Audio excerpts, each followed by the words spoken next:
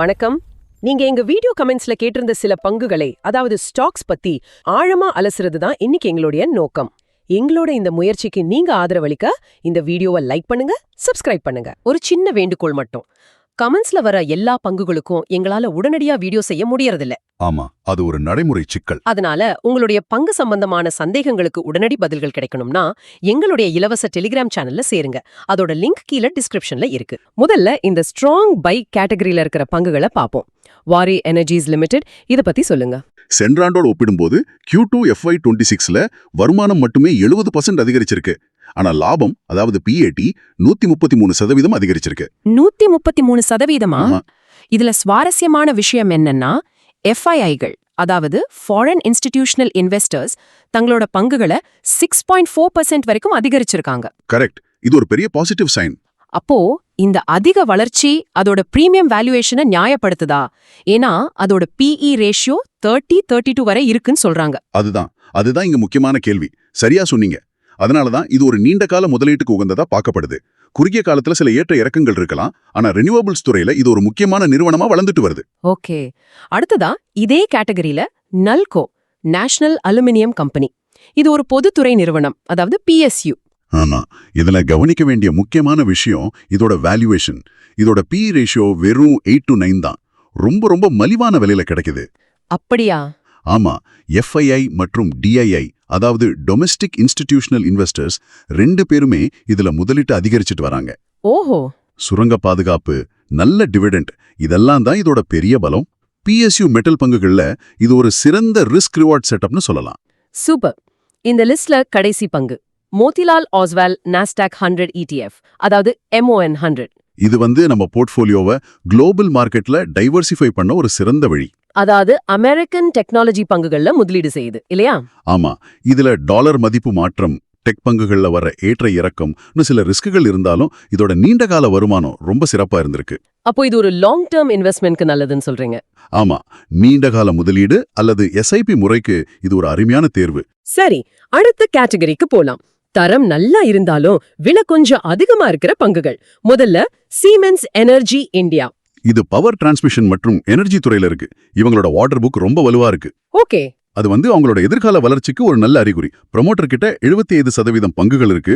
FII மற்றும் DII முதலீடும் அதிகரிச்சுட்டே இருக்கு. ஆனா வேல்யூவேஷன் தான் இங்க முக்கிய பிரச்சனையா? மிகவும் விலை உயர்ந்ததுன்னு சொல்லப்பட்டிருக்கு. ஆமா, அதுதான் குறுகிய கால ரிஸ்க். நிறுவனத்தோட செயல்பாடு நல்லா இருக்கு, ஏற்றுமதியும் கை கொடுக்குது. ஆனாலும் அதிக விலை காரணமா இதை ஹோல்டு பண்ணலாம், அல்லது விலை குறையும் போது கொஞ்சம் கொஞ்சமா வாங்கலாம். அக்யூமுலேட் ஆன் டிப்ஸ்னு சொல்லுவோம்ல, அந்த மாதிரி. புரிஞ்சுது. இதே மாதிரி தான் ஆக்ஷன் கன்ஸ்ட்ரக்ஷன் எக்விப்மெண்ட், அதாவது ACE, அந்த பங்கும் இருக்கா? இது இன்ஃப்ரா மற்றும் கேபெக்ஸ் துறையை சேர்ந்தது. ஓரளவுக்கு ஆமா. துறை நல்லா இருந்தாலும் சமீபத்திய வளர்ச்சி கொஞ்சம் மந்தமா இருக்கு. அப்படியா? ஆமா, FII ஹோல்டிங் அதிகமா இருந்தாலும் அவங்க கொஞ்சம் கொஞ்சமா பங்குகளை வித்துட்டு வர்றாங்க. அது ஒரு சின்ன நெகட்டிவ். தற்போதைய வளர்ச்சிக்கு 30x PE என்பது கொஞ்சம் அதிகம். அதனால இப்போதைக்கு இத கவனமா ஹோல்டு பண்றது நல்லது. ஓகே, அப்போ வால்யூம் அதிகமாகிற வரைக்கும் இல்லனா விலை குறையற வரைக்கும் காத்திருக்கலாம். கரெக்ட். இப்பதான் இது ரொம்ப சுவாரஸ்யமா மாறுது. சைக்கிளிக்கல் பங்குகளை பத்தி பேசுவோம். Godavari power and Ispat. இது ஒரு மிட் கேப் ஸ்டீல் மற்றும் சுரங்க நிறுவனம். இதுல ஒரு பாசிட்டிவ் விஷயம் என்னன்னா, ப்ரொமோட்டர்ஸ் மற்றும் FIIகள் ரெண்டு பேருமே பங்குகளை அதிகரிச்சுட்டு வராங்க. ஓஹோ, ரெண்டு பேருமே வா? ஆமா. 24x PE என்பது வளர்ச்சிக்கு நியாயமானதா தெரியுது. ஸ்டீல் சைக்கிள் நல்ல நிலைக்கு வந்தா இந்த பங்கு நல்லா செயல்படும். அதனால இது ஒரு பை ஹோல்டு பரிந்துரை. சரி, கிரீன் பேனல் இண்டஸ்ட்ரீஸ் பத்தி என்ன சொல்றீங்க? இது MDF மற்றும் வுட் பேனல்ஸ் தயாரிக்கிற நிறுவனம். இதுல முக்கியமான விஷயம் என்னன்னா, DII கிட்ட சுமார் 30% பங்குகள் இருக்கு. 30%? அது ரொம்ப அதிகம் இல்லையா? ஆமா, ரொம்ப அதிகம். ஆனா இப்போதைக்கு வருமானம் கொஞ்சம் குறைவா இருக்கு.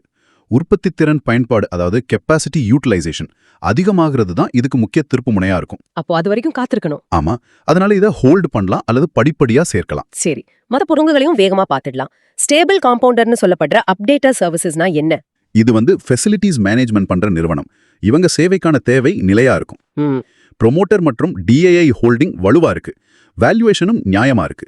இது வேகமா வளரும் பங்கு இல்லைன்னாலும் ஒரு நிலையான வளர்ச்சி கொடுக்கக்கூடிய பங்கு. அதனால ஹோல்டு அல்லது மிதமான பை பண்ணலாம். ஓகே. அடுத்து ரொம்ப கவனமா இருக்க வேண்டிய ஒரு பங்கு ESAF ஸ்மால் ஃபைனான்ஸ் பேங்க். இதை தவிர்க்கவும் அதிக ரிஸ்க்னு சொல்லியிருக்காங்க. ஏன் அப்படி? இதுல முக்கிய பிரச்சனையே சொத்து தரம், அதாவது அசெட் குவாலிட்டி மற்றும் சமீபத்திய நஷ்டம் தான். ஓ. FIIRவும் ரொம்ப குறைவா இருக்கு. விலை மலிவா இருந்தாலும் நிறுவனம் மீண்டு வர்றதுக்கான தெளிவான அறிகுறிகள் இன்னும் தெரியல. அதனால இது அதிக ரிஸ்க் கொண்டதா பார்க்கப்படுது. ஆமா, அதனால தள்ளி இருக்கிறது நல்லது. அப்போ இது எல்லாத்துல இருந்தும் நம்ம என்ன தெரிஞ்சுக்கணும்? வலுவான பங்குகள், விலை அதிகமான தரமான பங்குகள், சைக்கிளிக்கல் பங்குகள்னு ஒரு கலவையா பார்த்தோம். ஆமா, இதுல இருந்து தெரிஞ்சுக்க வேண்டிய முக்கிய விஷயம், எல்லா பங்குகளும் ஒண்ணில்ல. ஒவ்வொரு பங்கோட துறை, வேல்யூவேஷன், அதோட ரிஸ்க் என்னன்னு நாம புரிஞ்சுக்கணும். வாரே ஒரு வளர்ச்சி கதை, நால்கோ ஒரு வேல்யூ பிளே. சீமென்ஸ் ஒரு தரமான பங்கு, ஆனா சரியான விலைக்காக காத்திருக்கணும். கரெக்ட். அருமையான தொகுப்பு. நீங்க என்ன நினைக்கிறீங்க? அடுத்து நான் எந்த பங்கு ஆய்வு செய்யணும்னு கமெண்ட்ஸ்ல சொல்லுங்க. இந்த வீடியோவை பார்த்ததற்கு நன்றி. இந்த தலைப்பை பற்றிய உங்கள் எண்ணங்களை கமெண்ட்ஸ்ல பகிர்ந்துக்கோங்க. ஒரு முக்கியமான விஷயம், இந்த வீடியோ கல்வி நோக்கத்திற்காக மட்டுமே. எந்த இன்வெஸ்ட்மெண்ட் டிசிஷன் எடுக்கிறதுக்கு முன்னாடியும் உங்க ஃபினான்சியல் அட்வைசர் கிட்ட ஆலோசனை பண்ணுங்க. எங்க முயற்சியை ஊக்குவிக்க லைக் பண்ணி சப்ஸ்கிரைப் பண்ணுங்க.